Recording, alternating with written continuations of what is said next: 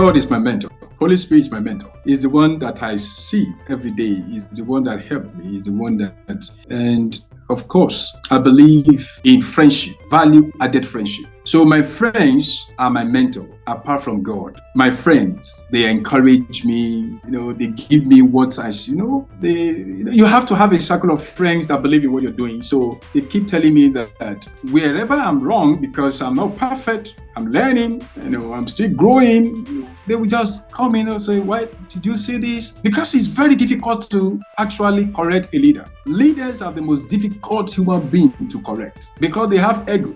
They are full of ego. They thought they know it all. But no, they don't know it all. Some leaders I'm sorry, some leaders don't know anything. They are opportune to stand in their position, maybe by wealth, maybe by influence, maybe by their parents, maybe by their background. They are opportune to stand there. So when you correct some leaders, they feel cheated.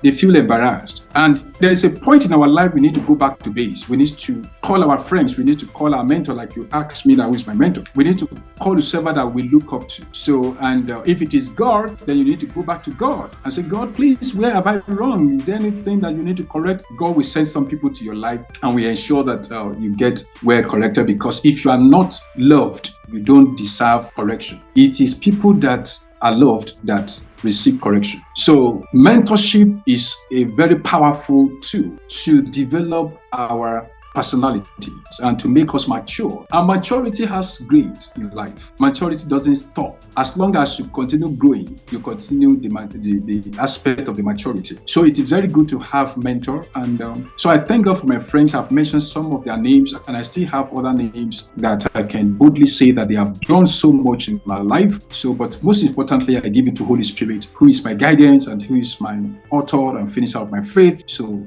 thanks to God.